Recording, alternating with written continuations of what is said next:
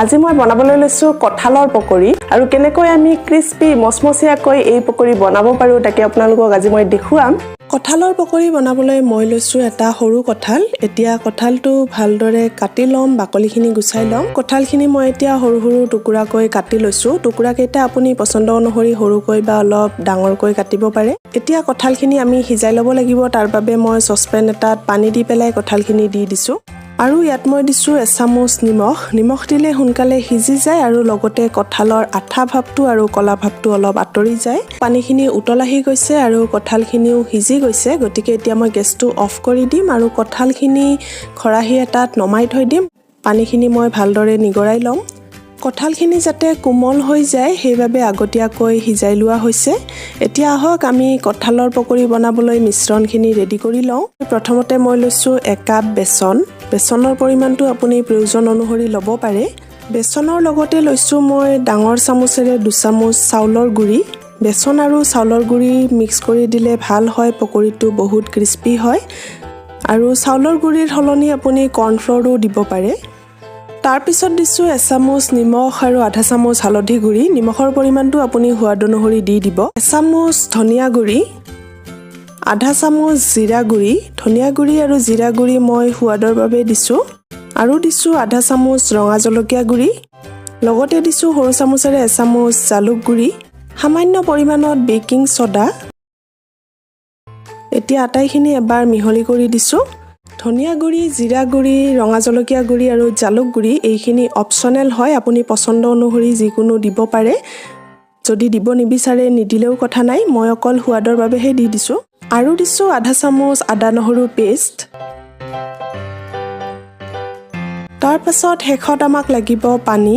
ইয়াত মই সৰু কাপ এটাৰে 1 কাপৰ জোখত পানী লৈছো, কিন্তু বহু বেছি পানীৰ প্ৰয়োজন নহয়।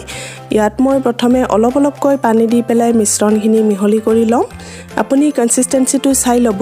আমাক বহু বেছি পাতল কনসিষ্টেন্সি নালাগে, মিডিয়াম আৰু অলপ ডাঠ হ'লে ভাল হয়। এতিয়া অলপকৈ পানী দি পেলাই মই মিহলি কৰিছো। যদি কেনেবাকৈ পানীৰ পৰিমাণটো বেছি হয় তেতিয়াহ'লে আপুনি আৰু অকমান বেচন অথবা চাউলৰ গুড়ি ইয়াত যোগ কৰিব পাৰে।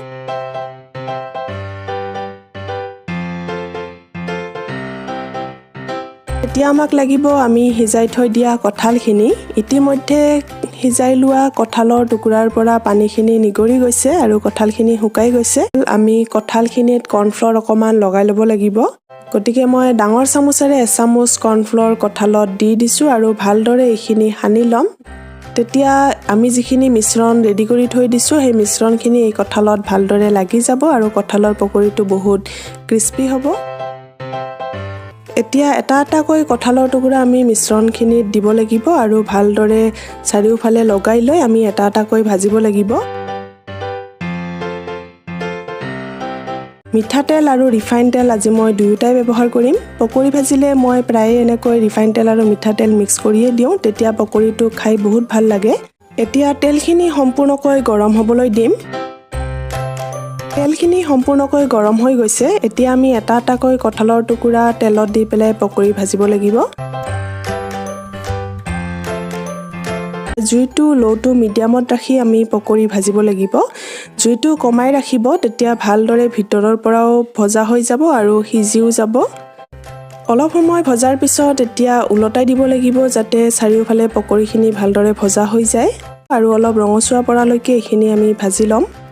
অলপ ৰঙচুৱা পৰালৈ ভজাৰ পিছত পকৰিখিনি আমাৰ ভজা হৈ গ'ল। এতিয়া তেলখিনি মই ভালদৰে নিগৰাই লৈছো আৰু পকৰিখিনি প্লেট এখনত নমাই লৈছো।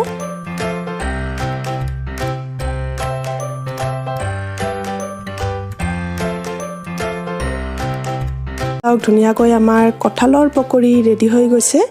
এতিয়া আপুনি গৰম পকৰি চচৰ লগত, চাটনিৰ লগত, গৰম চাহৰ লগত বা ভাতৰ লগত পৰিৱেশন কৰক আৰু এনজয় কৰক। ভিতৰৰ ভাগখিনি মই আপোনাক অলপ দেখুৱাই দিব বিচাৰিছো। এয়া চাওক, ধুনীয়াকৈ সিজি গৈছে, ভজাও হৈ গৈছে।